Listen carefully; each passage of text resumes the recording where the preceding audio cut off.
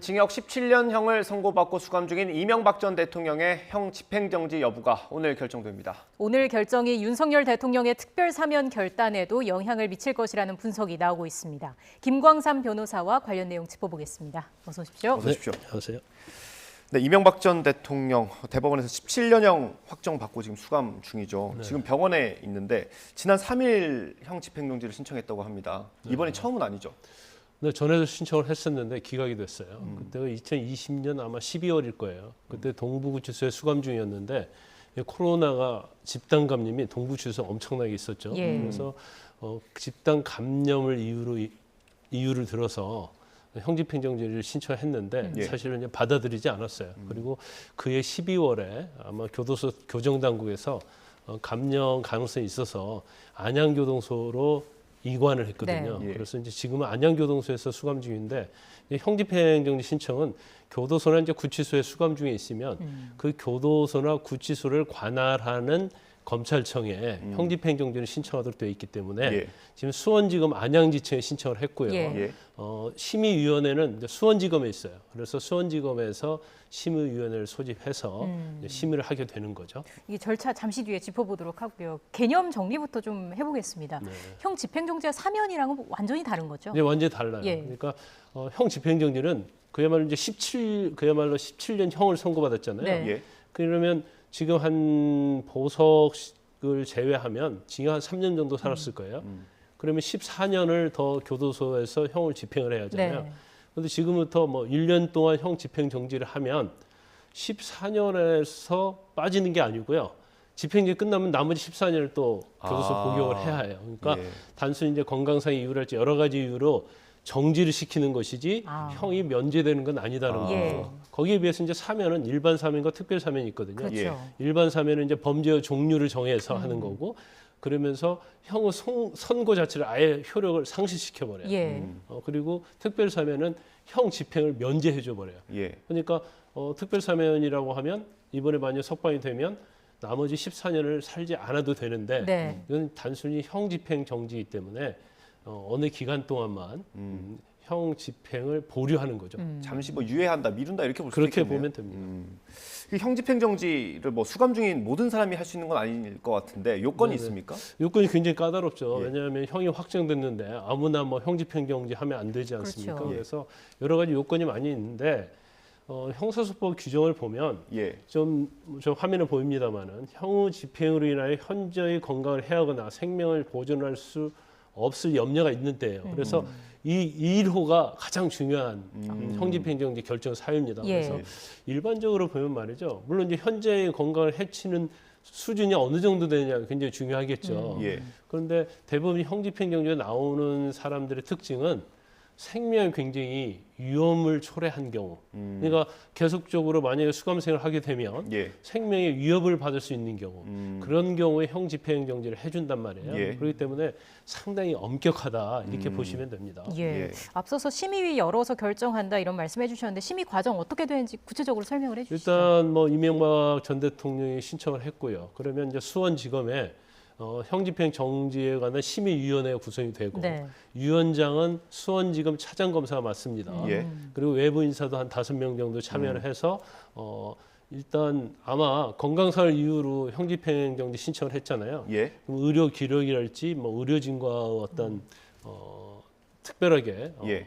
뭐 조사를 한다랄지 할 거고요. 경우에 따라서는 이제 경우에 따라서는 검사하고 의료진이 직접 현장 조사를 나갑니다. 예. 그래서 안양구치소에 직접 이명박 전 대통령 상태를 보고 어떻게 할 것인지 형 집행 정지 여부를 이제 심의위원회에서 결정을 하죠. 예. 그래서 결정이 되면 그 결재를 검사장한테 올리고 네. 그러면 이제 수원지검 검사장이 형집행정지 할지 여부를 결정하는 겁니다.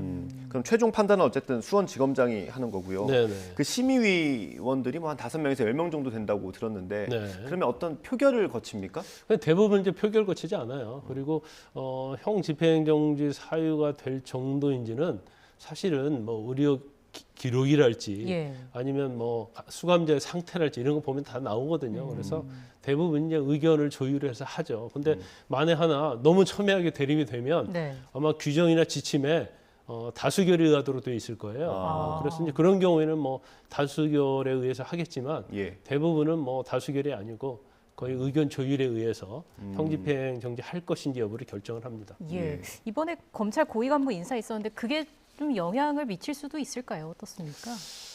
꼭 그렇지는 않을 거예요. 아닌데 사실 이명박 전 대통령에 대한 형 집행 정지 여부는 약간 정치적과도 이게 혼합이 돼 있죠. 네. 예. 그리고 일반적인 형 집행 정지에 있어서 아주 거물급이다랄지 정치적으로 굉장히 상징적인 인물이 아니면 사실은 외부에 영향을 미치지 않아요. 자체적으로 판단하고 건강이 너무나 악화돼서 이건 생명이 굉장히 위험하다 그런 예. 경우에는 거의 독자적으로 해주죠.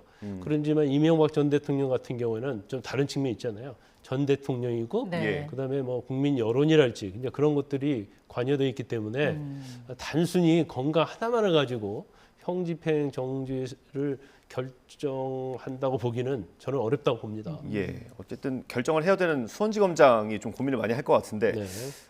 저녁쯤에 결과는 나올 거라고 하더라고요. 예측을 해볼 수 있을까요, 변호사님? 예측이 굉장히 어렵죠. 예. 왜냐하면 일반적인 경우가 아니기 때문에 그리고 아마 지금 형 집행 정지를 신청한 사람이 수감자가 이명박 전 대통령뿐만 아니라 다른 수감자도 있는 걸로 네. 알려졌어요. 그러니까 뭐 혼자만 할 수 있는 게 아니고 전체적으로 판단을 해봐야 하기 때문에 시간은 좀 늦어질 것이다. 예. 그런데 만에 하나 이 전 대통령의 건강 상태가 정말로 안 좋다고 한다면 이제 그걸 뭐 제가 확인할 방법이 없지 않습니까? 어느 정도인지에 대해서 그러면 뭐 결정될 가능성도 있고. 예. 근데 경우에 따라서는 이제 아까 정치적인 얘기했잖아요. 예. 어떤 검찰 내부 또는 현 정부 대통령실에서 사면에 대한 어느 정도의 컨센서스, 네. 예. 어떤 의견들이 주류를 이루고 있다고 한다면 형집행 정지가 요건이랄지 그런 게 좀 약간 완화돼서 먼저 형집행 정지로 석방을 하고 예. 그다음에 또 여론을 살피고 이제 그런 방향으로 갈 수도 있다 이렇게 봅니다. 예. 그 검사 시절에 이제 심의위를 직접 들어가 보셨다고 해가지고 네. 혹시 그러면 의사의 목소리가 좀 가장 크게 반영이 됩니까? 그렇죠. 제일 중요한 것은 이제 건강에 관한 거잖아요. 네. 그것이 결정적인 영향을 미치기 때문에 사실 뭐 저는 이제 담당 검사를 해봤죠. 예. 이제 검사가 건강적인 측면을 다 알 수가 없어요. 그러면 의료 차트랄지 기록이랄지 환자의 상태랄지 이런 것들을 자문을 구하는 거죠. 그리고 이 정도 되면 한번 가서 반드시 현장 조사를 한번 해보자. 그러면 예. 전문가하고 이제 검사하고 가서 현장 조사를 하고 여기다 이제 보고서를 작성하고 이제 그런 다음에 이제 결정을 하는 거예요. 네. 그 사면 이야기를 계속 해주셨는데 이번 결과가 특별 사면을 판단하는데도 영향을 줄 수 있다 이렇게 보시는 거죠? 저는 줄 수 있다고 봐요. 근데 왜냐하면 지금 사실 박근혜 전 대통령의 사면의 결정적인 이유 중에 하나가 건강 상황이었거든요. 네. 건강상 문제이기 때문에 그 당시 아마 건강이 굉장히 심각한 걸로 알려져 있습니다. 예. 그래 만약 사면을 하려면 물론 박근혜 전 대통령하고 이명박 전 대통령은 범죄 혐의도 틀리고 다르죠. 또 국민 여론 좀 다른 측면이 있어요. 예. 근데 그렇지만 박근혜 전 대통령에 대해서는 상당히 전 정부에서 부정적이었거든요. 근데 너무 건강이 안 좋으니까 예. 만약에 불상사가 일어나면 정부의 책임이 될 수 있는 거예요. 그렇기 때문에 그 당시 이제 부랴부랴 석방을 한 걸로 알고 있거든요. 예. 그래서 이명박 전 대통령의 건강 상태가 어느 정도냐에 따라서 예. 사면도 좀 더 빨라질 수도 있고 또 대통령이 결단을 예. 내릴 수도 있다 이렇게 봅니다. 그러면 이번에 형집행정지가 결정이 되지 않으면 대통령의 고민이 좀 더 깊어질 수 있겠네요. 그런데 저 흐름을 보면요. 일단 윤 대통령이 사면할 가능성이 상당히 크다. 그리고 그 시점은 가장 빠르면 8.15라고 저는 보고 있거든요. 예. 왜냐하면 이 특별 사면은 통치권자의 통치 행위예요. 예. 그렇죠. 물론 국민 여론은 좋지 않습니다. 국민은 이명박 대통령의 사면을 반대하는 여론이 절반이 넘어요. 과반이 네. 넘죠. 그래서 부담은 가지만 대통령이 설사 그렇다 하더라도 이제 독자적으로 판단을 할 수 있는 게 바로 특별 사면이거든요. 예. 그렇기 때문에 윤 대통령도 지난번에 뭐 도어 스태핑, 예. 그러니까 기자들과 얘기할 때도 처음에는 약간 뭐 부정적으로 얘기했다가 어떻게 20년 동안이나 가둬둘 수가 있느냐 뭐 이런 취지로 얘기를 했단 말이에요. 예. 예. 그 말은 사면을 이제 고려하고 있다 이런 말로 들릴 수밖에 없어요. 그렇다고 한다면 제가 볼 때는 이번 8.15 광복절에 사면 가능성이 굉장히 높아졌다 이렇게 봅니다. 예, 부정 여론이 지금 좀 더 높기는 하지만 뭐 대통령의 고유 권한이니까요. 좀 더 네. 지켜봐야 할 것 같고 그 심사 과정이 어떻게 되는지도 역시나 짚어주시죠. 이제 사면 자체에 대해서는 사실은 특히 이제 특별 사면과 일반 사면이 있는데 네. 일반 사면은 범죄의 종류를 정해서 합니다. 예. 그래서 예를 들어서 절도죄 하면 절도죄로 수감된 모든 사람들 또는 수사를 받고 있는 사람들이 다 전체적으로 대상이 돼요. 네. 그런데 그런 경우에 이제 국회의 동의를 받아야 돼요.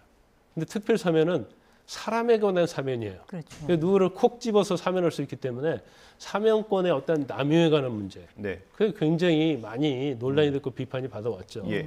그런데 원래 사면 심사위원회라는 게 있는데 심사위원회에서 결정을 하고 제청을 하면 대통령이 결재를 하고 이제 국무총리에서 통과가 되면 이제 사면이 결정이 되는데 이제 사면을 좀 엄격하게 한다. 대통령이 자의적으로 하면 안 된다. 네. 이런 취지의 많은 비판이 있고 주장이 있었지만 예.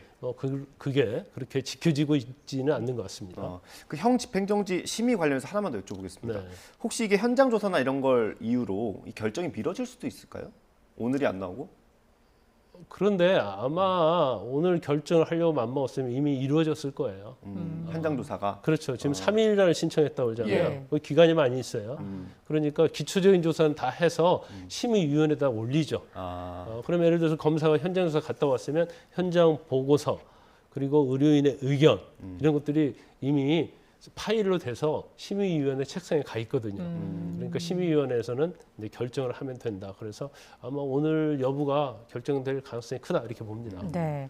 특별 사면 얘기는 또 만일 오늘 형 집행정지 결정이 내려지면 또 논의가 불붙지 않을까 싶습니다. 지금까지 김광삼 변호사와 함께했습니다. 고맙습니다. 고맙습니다.